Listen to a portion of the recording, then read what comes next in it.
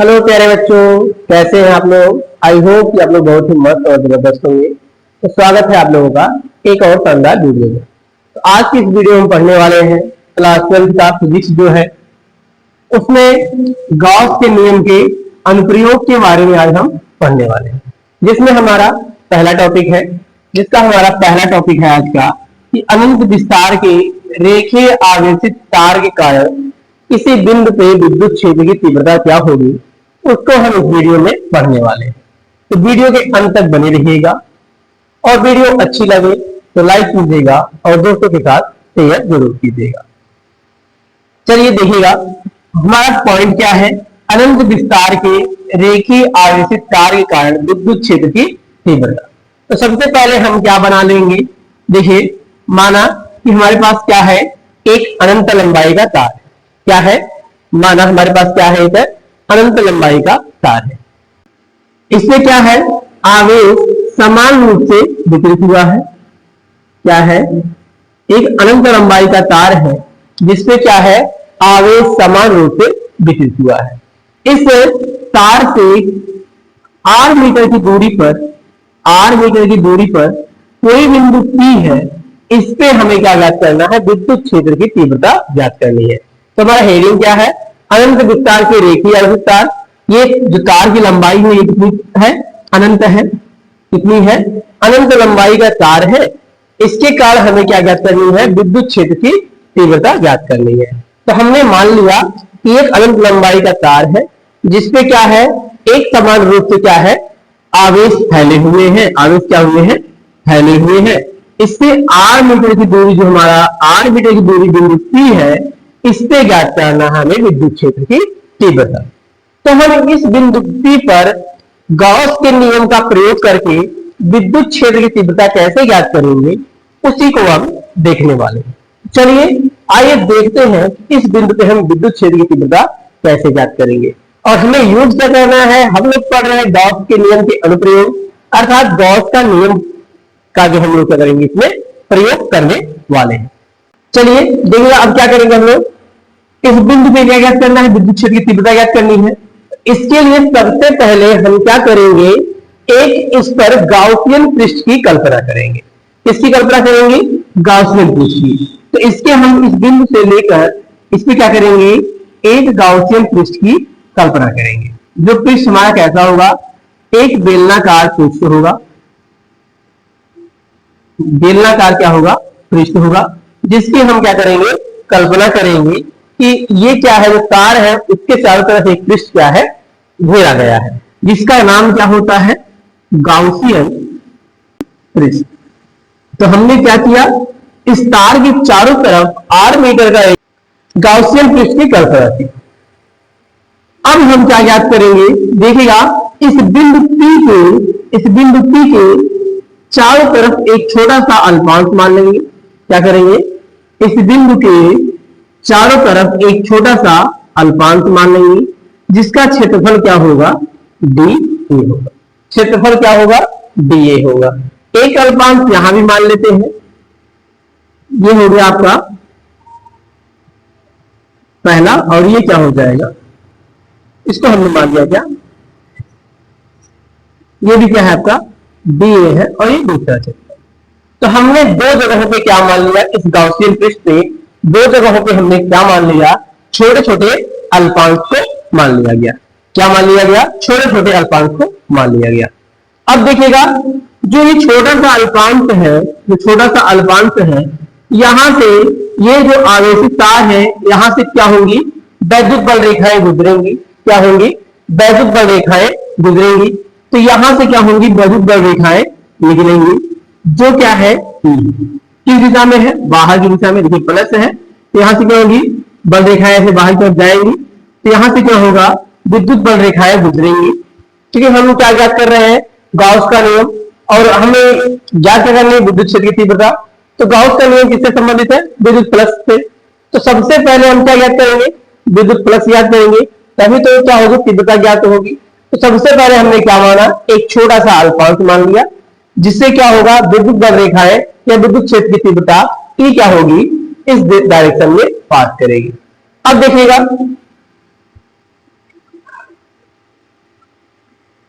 यह तार कैसा है, एक समान है, तार कैसा है, एक समान है, तो यहां से भी विद्युत क्षेत्र की तीव्रता किधर होगी, इस साइड में होगी, यहां भी क्या होगा, इस साइड में होगी। तो विद्युत क्षेत्र की तीव्रता जो होगी या विद्युत बल रेखाओं की जो दिशा होगी, सब जगहों पे एक सेम दिशा होगी। यहां से क्या है, अगर इसको हम लेफ्ट टू राइट माने, लेफ्ट टू राइट माने, यहां भी लेफ्ट टू राइट, यहां भी लेफ्ट टू राइट और यहां भी लेफ्ट टू राइट ही होगी, क्योंकि तार एक समान रूप से आवेशित है। सभी जगहों पे क्या होगा, जो विद्युत क्षेत्र है या विद्युत बल रेखाएं हैं, उनकी दिशा क्या होगी, समान। तो ये तो हो गया विद्युत बल रेखा। अब इसके बाद क्या होगा, हम क्या याद करेंगे, इस अल्पांश से गुजरने वाला विद्युत फ्लक्स ज्ञात करेंगे। क्या याद करेंगे, इस अल्पांश से गुजरने वाला विद्युत फ्लक्स ज्ञात करेंगे। तो हम क्या याद करेंगे, इस अल्पांश जो डीए है, यहां से विद्युत फ्लक्स ज्ञात करेंगे। तो देखिए विद्युत फ्लक्स बराबर क्या होगा, विद्युत फ्लक्स बराबर क्या होता है, विद्युत फ्लक्स बराबर पाई ई बराबर क्या होता है, ई ए कॉस थीटा। क्या होता है, पाई ई बराबर क्या होता है, ई ए कॉस थीटा होता है। ये हम लोग जान रहे हैं, हम लोग देख चुके हैं कि विद्युत फ्लक्स क्या होता है, pi E equal to E A cos theta होता है।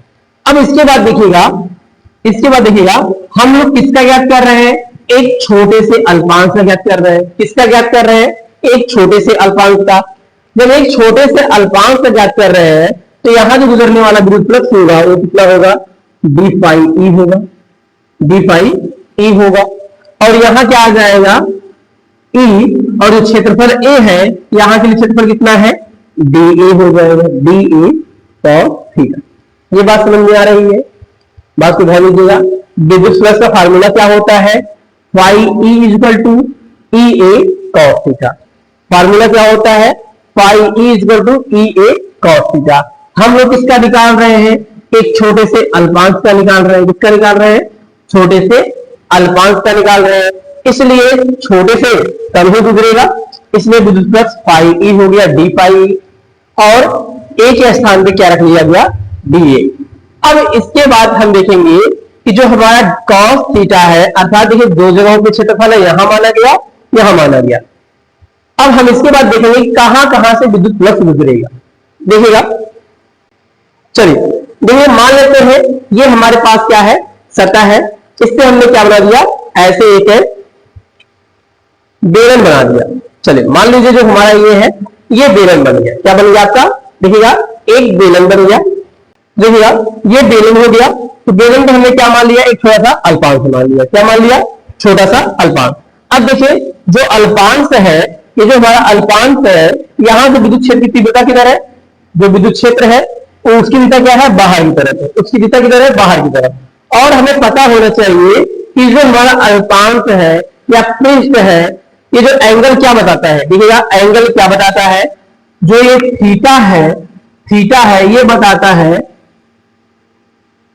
विद्युत क्षेत्र व क्षेत्रफल सदिश, इन दोनों के बीच का प्रयोग होता है। जो हमारा थीटा होता है वो क्या होता है, विद्युत क्षेत्र व क्षेत्रफल सदिश। देखिए विद्युत क्षेत्र क्या है, बाहर की तरफ है, विद्युत क्षेत्र हमारा क्या है, ये जो विद्युत क्षेत्र है ये वाला, ये क्या है, बाहर की तरफ है। और इसका जो पृष्ठ सदिश होता है, क्षेत्रफल जो सदिश होता है, तो पृष्ठ के सदैव क्या होता है, लंबवत होता है। पृष्ठ के क्या होता है, सदैव लंबवत होता है। ये ध्यान रखिएगा, जो क्षेत्रफल सदिश होता है ये क्या होता है, पृष्ठ के लंबवत होता है। क्या होता है, पृष्ठ के लंबवत होता है, हमेशा क्या होता है, पृष्ठ के लंबवत। तो देखिएगा हमारा विद्युत क्षेत्र किधर है, विद्युत क्षेत्र की दिशा ये है, ये हमारा हो गया पृष्ठ, इसका लंबवत क्या हो जाएगा, ये सदिश हो गया। तो देखिएगा सदिश और जो क्षेत्र है उसकी दिशा क्या है, सेम है। यहां देखिए क्षेत्र क्या है, इधर है, और सदिश भी किधर है, सेम दिशा में है। जब क्षेत्र और सदिश दोनों एक ही दिशा में है, जब दोनों क्या है, एक ही दिशा में है, जो ये विद्युत क्षेत्र इसी दिशा में है, इसी दिशा में क्या है, क्षेत्रफल सदिश है, अर्थात दोनों एक ही दिशा में है। जब कोई चीज एक ही दिशा में होती है तो थीटा का मान कितना होता है, 0 होता है। कितना होता है, थीटा का मान 0 होता है। तो जो हम cos थीटा का मान 0 रखेंगे, cos थीटा का मान 0 रखेंगे तो यहां से तो क्या आ जाएगा,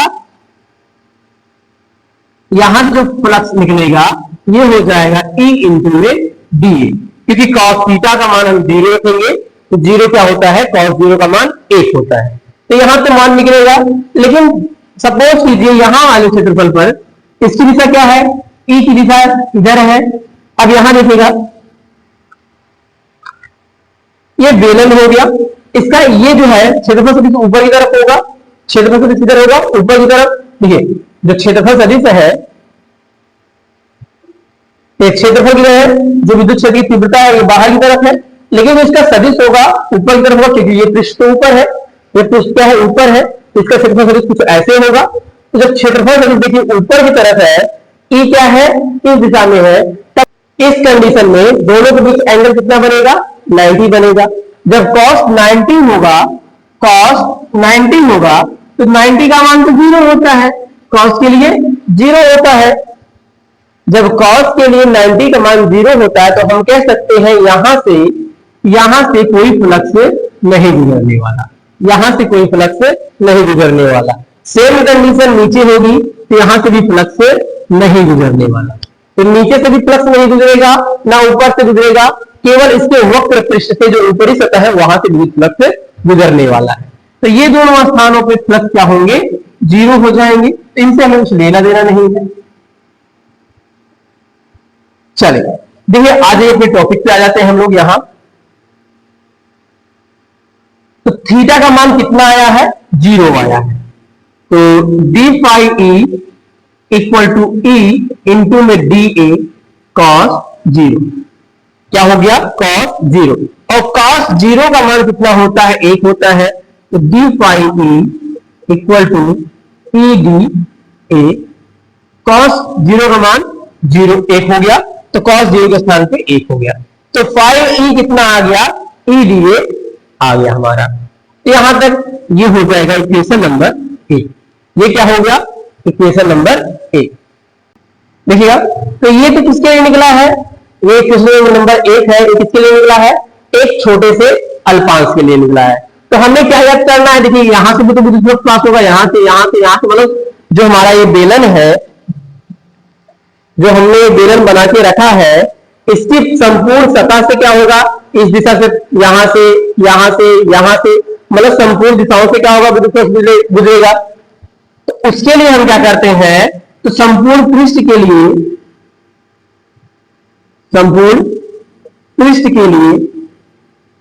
क्या करते हैं, समाकलन करते हैं। संपूर्ण पृष्ठ के लिए समीकरण 1 का समाकलन करते हैं, क्या करते हैं, समाकलन, इंटीग्रेशन करते हैं, समाकलन करने पर। तो देखिए इसका समाकलन करेंगे तो हो जाएगा D phi E equal to, E तो कांस्टेंट रहेगा और डी ए हो जाएगा। तो यहां तक नोट कर लीजिए, इसके बाद इसको हम आगे बढ़ाते हैं। तो यहां तक नोट कर लीजिए सबसे पहले। चलिए देखिएगा जब समाकलन करेंगे इसका मान क्या हो जाएगा, फाई ई हो जाएगा, और ई तो आपका पहले से है, ई क्या है आपका पहले से है, इनटू में डी ए है। जब समाकलन करते हैं अर्थात संपूर्ण का निकालते हैं तो संपूर्ण बेलन का जो पृष्ठीय क्षेत्रफल क्या होता है, 2 पाई आर एन होता है। तो जब हम क्या करेंगे, संपूर्ण पृष्ठ का निकालेंगे तो संपूर्ण पृष्ठ के लिए क्या हो जाएगा, 2 पाई आर एन हो जाएगा। ये क्या है, बेलन के वक्र पृष्ठ का क्षेत्रफल है, वक्र पृष्ठ का क्षेत्रफल है। तो 2 पाई आर एन का हो गया संपूर्ण पृष्ठ हो गया, क्योंकि हमें संपूर्ण का निकालना है। संपूर्ण पृष्ठ के लिए क्या करते हैं, समाकलन करते हैं, तो डी ए का अर्थात मतलब संपूर्ण पृष्ठ हो गया। तो कितना आ गया हमारा, पाई ई इक्वल टू आ गया 2 पाई आर एन। इसके बाद हम लोग लगाएंगे गाउस का नियम। तो गाउस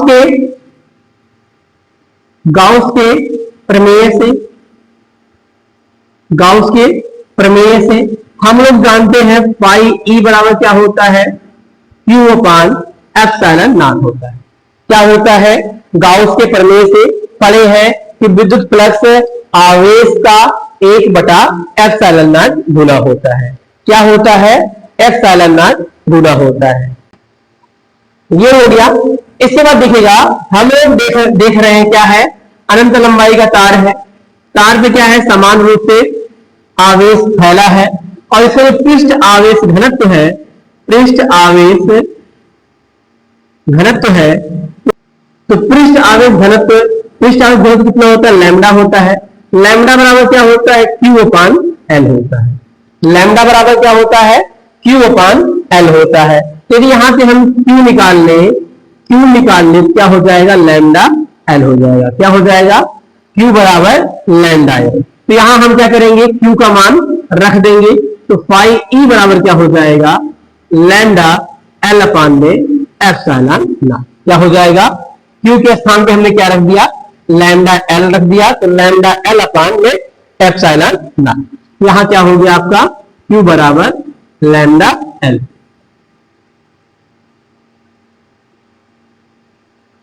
क्या हो गया, क्यू बराबर लैम्डा एल का मान हमने यहां रख दिया। अब इसके बाद क्या करेंगे, देखिएगा अब इसके बाद तो यहां देखिएगा, इसको समीकरण नंबर 2 बना लेते हैं, इसको समीकरण नंबर 3 बना लेते हैं। क्या हो गया, समीकरण नंबर 2, समीकरण नंबर 3। समीकरण नंबर 2 और 3 को देखिएगा, दोनों का जो लेफ्ट हैंड साइड है वो क्या है, आपस में बराबर है। दोनों का लेफ्ट हैंड साइड आपस में क्या है, बराबर है, तो राइट हैंड साइड भी क्या होगा, आपस में बराबर होगा। तो समीकरण 2 और 3 से, समीकरण 2 व 3 से क्या हो जाएगा, E इंटू में 2 pi R L equal to lambda L upon में epsilon naught. 2 pi R L equal to lambda L upon में एप्सिलॉन नॉट। अब यहां से क्या करेंगे, हमें ज्ञात क्या करना है, विद्युत क्षेत्र की तीव्रता। क्या ज्ञात करनी है, विद्युत क्षेत्र की तीव्रता। तो यहां से हम क्या निकाल लेंगे, ई निकालेंगे। क्या हो जाएगा, लैम्डा एल अपान में एप्सिलॉन नॉट पहले से है, ये इधर गुणे में है, यहां आएगा तो बटे में हो जाएगा 2 पाई आर एल। तो क्या हो गया, ये यहां गुणे में था, यहां के बटे में हो गया 2 पाई आर एल। देखिए एल से एल कट जाएगा, एल से एल कट जाएगा, तो ई बराबर क्या हो जाएगा, इसको सही ढंग से लिख लेते हैं, 1 बटा 2 पाई के साथ एप्सिलॉन इंटू में लैम्डा अपान में आर, लैम्डा अपान में आर। क्या हो गया, equal to 1 upon 2 pi epsilon not into में लैम्डा अपान आर। ये हम क्या कर रहे हैं, ऊपर नीचे 2 से गुणा कर, ऊपर नीचे 2 से गुणा कर दो, ई क्या हो जाएगा, 1 बटा 4 पाई एप्सिलॉन, 2 से गुणा करेंगे, ऊपर भी 2 से गुणा और नीचे भी 2 से गुणा। देखिए दोनों कट जाएगा, कोई प्रभाव नहीं पड़ेगा, इसलिए ऊपर नीचे 2 से गुणा करेंगे, तो 2 गुणा 4 पाई हो गया, और यहां गुणा कर देंगे, ये हो जाएगा 2 लैम्डा अपान में आर। तो ये हो गई अनंत लंबाई के आवेशित तार के कारण विद्युत क्षेत्र की तीव्रता। तो E इक्वल टू क्या हो गया, 1 बटा 4 पाई एप्सिलॉन नॉट इंटू में 2 लैम्डा अपान में आर, या E इक्वल टू 1 बटा 2 पाई एप्सिलॉन नॉट इंटू में आर अपान इंटू में लैम्डा अपान आर। तो ये है विद्युत क्षेत्र की तीव्रता, किसके कारण, अनंत विस्तार के रेखीय आवेशित तार के कारण। और किसका उपयोग हमने किया, गॉस के नियम का, क्योंकि यहां से गॉस का प्रमेय यूज हुआ, रे गॉस रहे चाहे गाउस रहे, बात एक ही है। तो गॉस का प्रमेय यहां से यूज किया, और ये आगे हमारे विद्युत क्षेत्र की तीव्रता। आई होप कि जो ये टॉपिक है आपको समझ में आया होगा। यदि टॉपिक आपका क्लियर हुआ हो तो वीडियो को लाइक कीजिए, और आप चैनल पर पहली बार आए हैं तो चैनल को जरूर सब्सक्राइब कीजिएगा और बेल आइकन को ऑल पे कर लीजिएगा, ताकि हमारी हर एक नोटिफिकेशन आप तक पहुंच सके।